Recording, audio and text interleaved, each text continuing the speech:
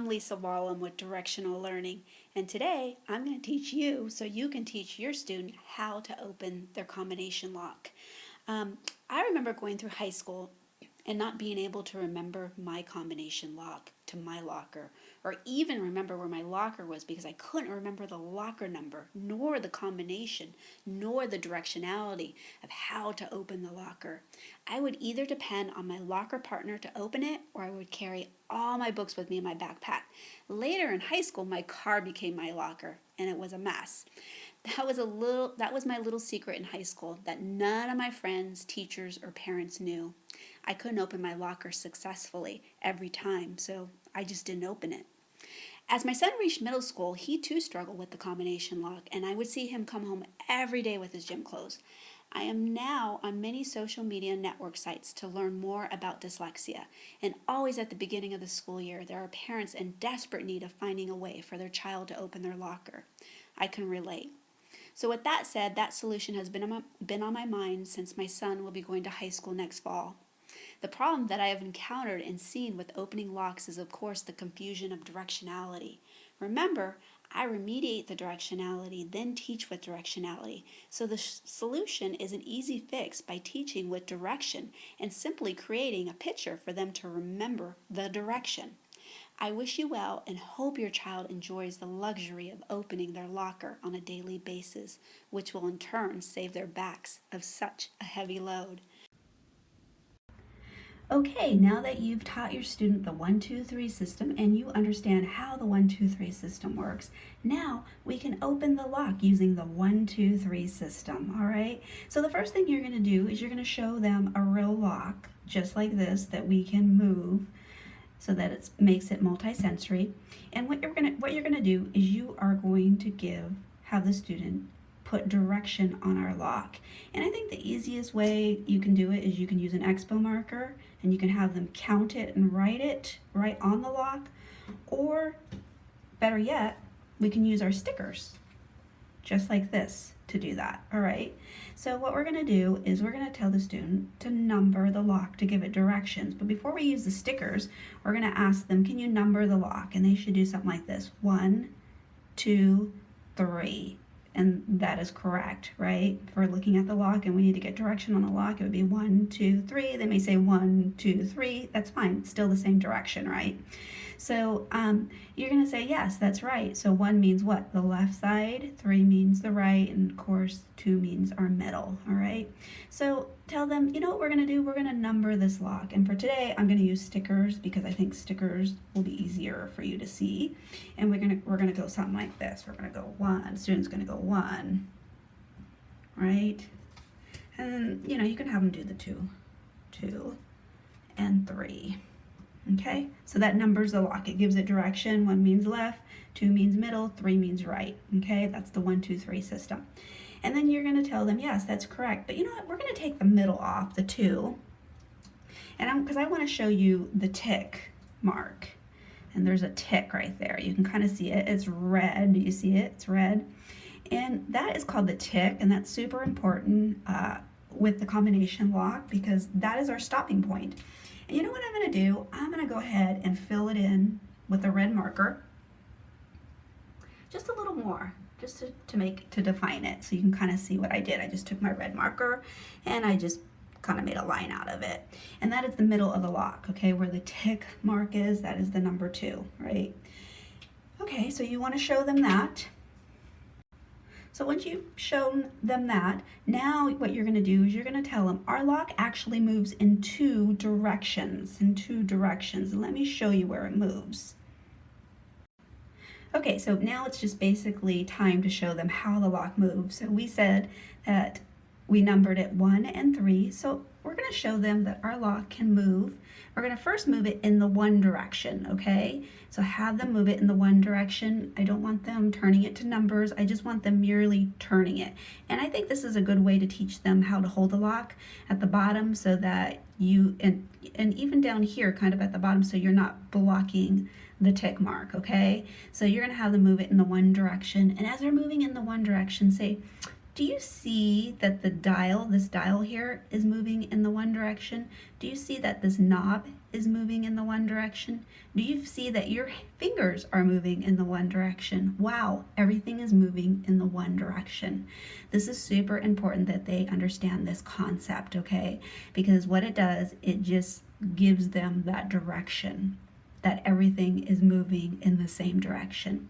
So you want to tell them, yes, we can move the lock in two directions. We can first move it in our one direction. Do you see that? You're moving in the one direction and everything is moving in that direction.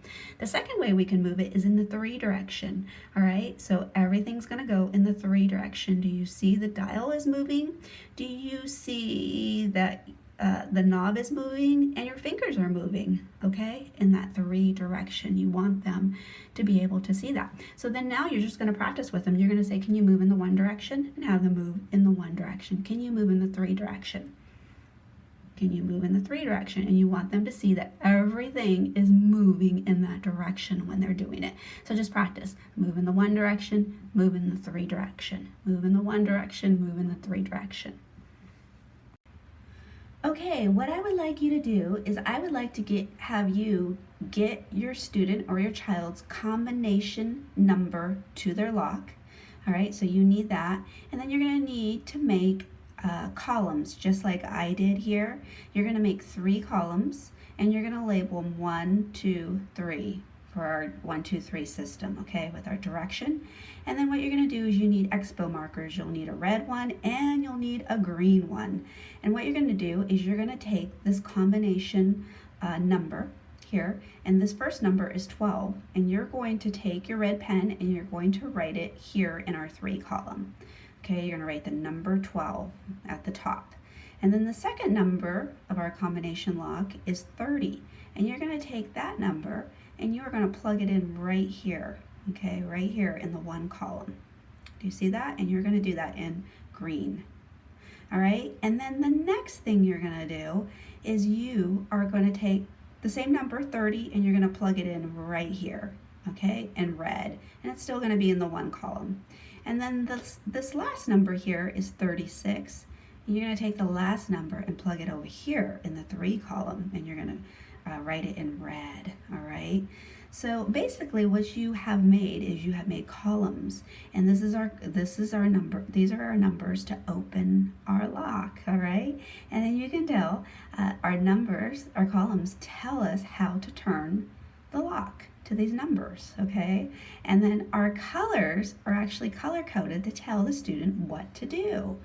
So you're going to go ahead and do this prior to meeting with your student. I want this the columns already done, okay? So they don't have to really think about where you're plugging in the numbers.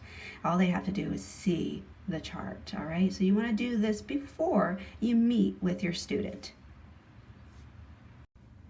All right, now that our chart is completed, now it's time to share it with our student. So we're going to share the chart with our student, and we're going to tell them, look at this chart. This chart right here has 3 columns. Do you see that? We labeled them 1, 2, 3 for our direction, and they give us direction, these columns as well. And then you're going to tell them, do you see all these numbers in our chart? These numbers tell us how to open our lock, okay? It makes it simple for us. But before we open the lock, I need to tell you how this chart works, okay? I need to tell you how we're going to read this chart. When we read a book, we read from the 1 side to the 3 side. But this chart, we're going to read it differently. We are going to read it from the 3 side. So we would read this number first, then we would go to this number here on the 1 side, and then this number on the 1 side, and then back to the 3 side. And that's how we read this chart, okay? So let's read it. Let's practice reading it. We have 12, 30, 30, 36. That's how you would read the chart. So you want to practice with them. Say, let's read the chart. 12, 30, 30, 36. Do you see that? So you want to practice that they understand how the chart works, how to move within the chart. Then you want to tell them, do you see the numbers are in different colors? We have a red here, a green number, a red, and back to a red number. Now, all our numbers are pretty much red. Do you see that? The only number in green is our second number. Everything else is red. So the color of the number actually actually tells us what we're going to do with the number, all right? And the columns, the numbers in the columns, do you see that? They're going to tell us we're going to turn in that direction to this number. All right, let me tell you, red means we're going to stop. And you see how our number is red? I'm going to bring the lock out so you can see. Do you see how our number is red here? And do you see how our tick is red here? This is just telling us we're going to stop at this number. Okay, so red means to stop. So we would turn the dial to the 12 and stop at this number. Okay, and our green, do you see our green? Our green means, see this red tick? We're just going to pass it. We're going to pass that 30 and not stop there, all right? That's all that means. We're going to pass that 30 and not stop there. And then our next number means we're going to stop at that number, so we would stop at 30, all right? And then our last number is in red, so that would tell us that we were going to stop on that tick. So red means to stop at the tick, green means to pass it, and red means to stop, and red means to stop. So now that you know how to read our chart, you know that red means to stop and green means to pass. Red, stop at the tick, and stop at the tick. And also, I want to tell you that these columns, like I told you before, they give us direction, okay? So do you see this 12? It's in the 3 column. So we would turn in the 3. We would turn this in the 3 direction. See? And then we would turn this number here, go to the next number, we would turn in the 1 direction, and then the next one in the 1 direction, and then the next one in the 3 direction. Do you see that? So this chart is super important because it tells us the direction to turn the number in, and it tells us what to do with the number. Red means to stop at the tick, green means to pass, and that's it. That's all you need to know, okay? So we're getting close to opening our lock. Okay, now it's time to start practicing with the lock, okay? So we're gonna bring out the lock. I'm gonna put it in the middle here. And what we're gonna do is we are going to have the student turn the lock on the first, well, they're gonna turn the lock to the 3 side, but they're not gonna stop at the number. What this is doing, this is teaching them to turn the lock, the motion of it. And I don't want to get caught up with them stopping on the number right away, because we need to make sure that they understand that their hand in the lock and the dial is moving towards the 3 direction. A lot of times, if I skip this step, what will happen is kids will do this. They'll move to the 3 direction, but they'll go like this. And they'll tell me that they're moving in the 3 direction. Are they moving in the 3 direction? They are not. They're moving in the 1 direction. So this is kind of like the place where they have to get it caught up with their hands moving in the 3 direction. Their brain is seeing it, and they're seeing that the dial and the knob is moving in the 3 direction, all right? Because a lot of times there's confusion on which way they're moving. Like if I tell them to move to the 1 direction, they may go like this. And this is why this is important for them to actually move the lock as they are moving with the numbers, all right? So what you want to do is let me show you how to do that. So you want them to pick up the lock, and you're going to say, we're just going to move to the numbers. Remember how we read the chart? Here, here, here, here. We're just going to move the lock in that direction, okay? We're just going to move that lock in the direction. Okay, and then the next one, what we're going to do is we are going to actually turn the lock in that direction and move the lock just like we were doing. So there's the second step. Okay, and then we're going to go back to the 1 direction, then back to the 3 direction, and everything should be moving in that direction. And then what you can do, now we can tell them, okay, we know what the colors mean. Red means to stop at the tick, green means to pass. So we're just going to practice, okay? We're not going to stop at the number. We are only going to practice, all right? So we're going to turn the first number. Let me show you what I mean, okay? We're going to go like this. And then I'm going to say stop. I'm not looking at the dial, though. I just know I have to stop at that 12. Then we're going to go turn in the 1 direction, and I'm going to go to the 30, pass, stop, and then I'm going to go to the 3 direction, stop. Okay, so that's all you're gonna do. You can just have them practice. 3, move there, and move back in the 3 direction. So they're only just practicing. They're not looking at the number, okay? That's the next step. So we're just gonna go in that direction. Then I'm gonna go here. I'm gonna say pass. I could say stop. I could say stop here too. And same thing. We can just have them practice. Stop, pass, stop, and then stop. Okay, so you're just making sure that they understand how to turn the knob. You're making sure that the dial is, that they're understanding that the dial is moving. Like if I'm moving to the 3 direction, the dial is moving, the knob is moving, and their hand is moving in the 3, fingers are moving in the 3 direction, and the lock is moving in the 3 direction. And here I'm moving in the 1 direction, right? The 1 direction. Okay, so that's just practice. All right, it's time for them to open the lock, all right? So we've been practicing to get to this point, but before we do that, we're gonna teach them how to reset the lock, okay? Because they need to be told every time they go to open this lock, they have to reset it first, otherwise it won't open, all right? So the best way to teach them how to reset a lock, what I like to do is have them pick up the lock, and I like to show them first, okay? And what I like to do is I like to give it 3 big spins, and I'm gonna spin it to the 3 direction. All right, so I'm gonna spin it to the 3 direction, and I just give it 3 big spins, and I don't really look at the numbers.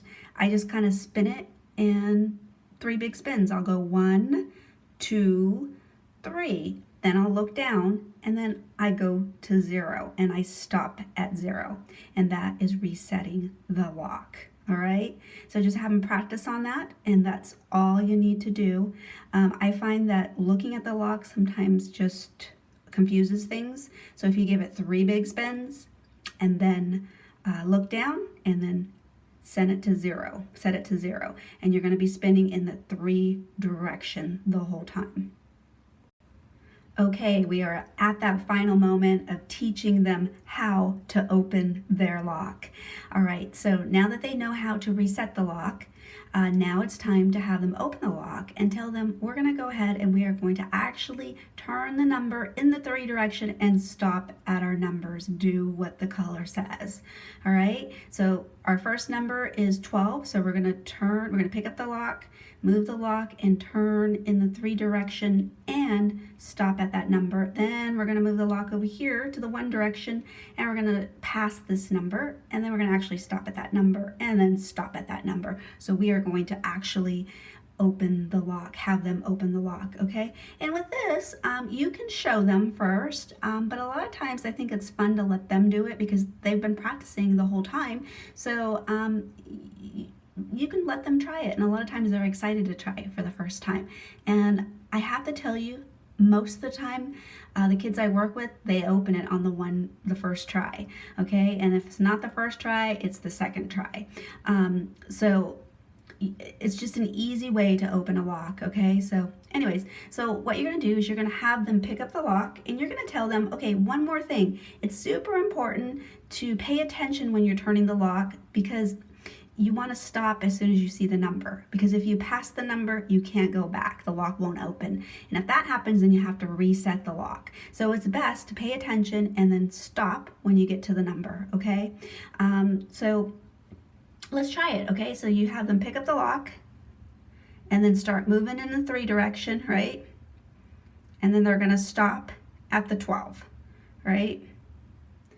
And there we go. We're going to stop. And you can tell them, yeah, that's 10, 11, 12. Do you see that, how the lock works? The numbers, in case they don't know how it works. And then we're going to move to the 1 direction. And when we see the 30, right, we're going to pass, and we're going to say pass. And then we're going to stop at the 30, the red 30. And we'll stop there. And then we're going to move to the 3 direction, right? And then we're going to stop when we get to the 36, right? And then we're going to pull up, and that should open our lock. And there we go. There you have it. That's how you open a lock.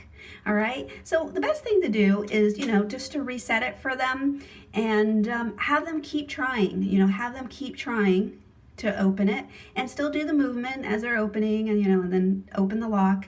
And then after a while, guess what? They can actually, once you think they have it, you can actually take the movement away from them because, if their lock is on a locker, they're not going to be able to move, right? But they already have that movement in there. So now they can just open the lock, okay? They'll be able to turn to the 12 and know what to do with the 30 and the 30 and the 36. And they can just kind of put the lock in front of them, like in the middle of their body, right? Because this is the middle. And they'll be able to visualize the numbers, where they're at and what to do, all right, in no time. So you just want to practice with them, and guess what? They will have it.